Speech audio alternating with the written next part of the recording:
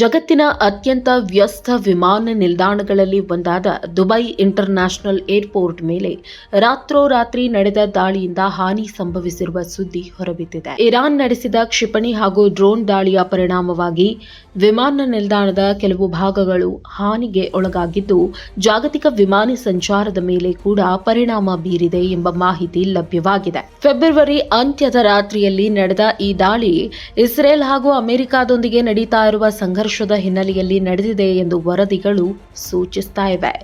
Iran ತನ್ನ ವಿರುದ್ಧ ನಡೆದ ಸೈನಿಕ ಕ್ರಮಗಳಿಗೆ ಪ್ರತಿಕ್ರಿಯೆಯಾಗಿ ಈ ದಾಳಿಯನ್ನ ನಡೆಸಿದೆ ಅಂತ ಹೇಳಲಾಗ್ತಾ ಇದೆ. ಈ ದಾಳಿಯ ಪರಿಣಾಮವಾಗಿ ವಿಮಾನ ನಿಲ್ದಾಣದ ಒಂದು ಕಾಂಕೋರ್ಸ್ ಭಾಗದಲ್ಲಿ ಸ್ಫೋಟ ಸಂಭವಿಸಿ ಕಟ್ಟಡದ ಹೊರಭಾಗಕ್ಕೆ ಹಾನಿಯಾಗಿದೆ. ಅಧಿಕೃತ ಮಾಹಿತಿಯ ಪ್ರಕಾರ ಘಟನೆಯ ವೇಳೆ ವಿಮಾನ ನಿಲ್ದಾಣದಲ್ಲಿ ಕೆಲಸ ಮಾಡ್ತಾ ಇದ್ದ 4 ಸಿಬ್ಬಂದಿಗೆ ಗಾಯಗಳಾಗಿದ್ದು, ಅವರಿಗೆ ತಕ್ಷಣ ಚಿಕಿತ್ಸೆ ನೀಡಲಾಗಿದೆ.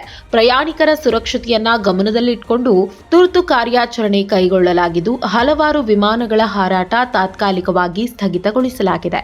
ಕೆಲವು ವಿಮಾನಗಳನ್ನು ಪರ್ಯಾಯ ವಿಮಾನ ನಿಲ್ದಾಣಗಳಿಗೆ ಮರು ನಿರ್ದೇಶಿಸಲಾಗಿದೆ. ದುಬೈ ಅಂತಾರಾಷ್ಟ್ರೀಯ ವಿಮಾನ ನಿಲ್ದಾಣವು ಏಷ್ಯಾ, ಯುರೋಪ್ ಮತ್ತು ಅಮೆರಿಕವನ್ನ ಸಂಪರ್ಕಿಸುವ ಪ್ರಮುಖ ಹಬ್ ಆಗಿದೆ.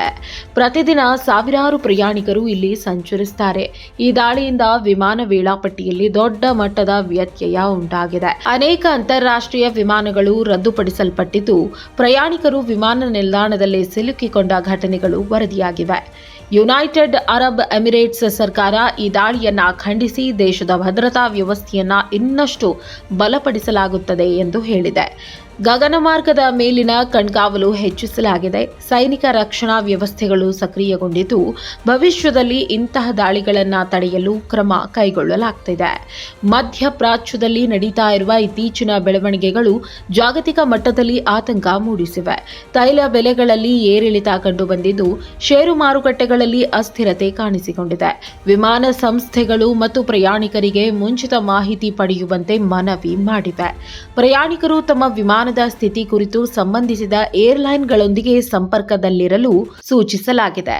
ರಾಜಕೀಯ ವಿಶ್ಲೇಷಕರ ಪ್ರಕಾರ ಈ ದಾಳಿ ಕೇವಲ ಸೈನಿಕ ಘಟನೆ ಮಾತ್ರವಲ್ಲ, ಭೌಗೋಳಿಕ ರಾಜಕೀಯದ ದೊಡ್ಡ ಸಂದೇಶವಾಗಿದೆ. ಇರಾನ್, ಇಸ್ರೇಲ್ ಮತ್ತು ಅಮೆರಿಕ ನಡುವೆ ನಡೀತಾ ಇರುವ ಸಂಘರ್ಷವು ಇನ್ನಷ್ಟು ವಿಸ್ತರಿಸುವ ಭೀತಿ ಇದೆ.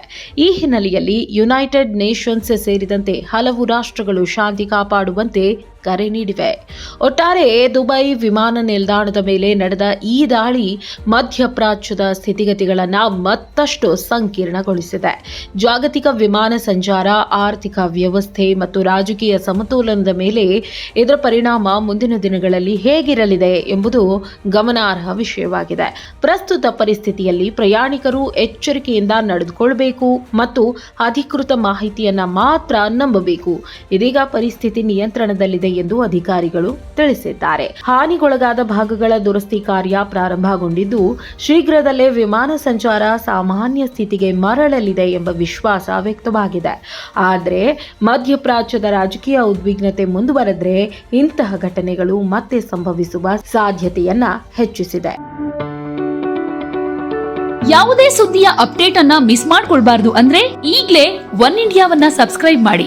ನಿಮಗೆ ಬೇಕಾದ ಭಾಷೆಯಲ್ಲಿ ಎಲ್ಲಾ ಸುದ್ದಿ ತಿಳಿಬೇಕು ಅಂದ್ರೆ ಒನ್ ಇಂಡಿಯಾ ಆಪ್ ಅನ್ನ ಡೌನ್ಲೋಡ್ ಮಾಡ್ಕೊಳ್ಳಿ.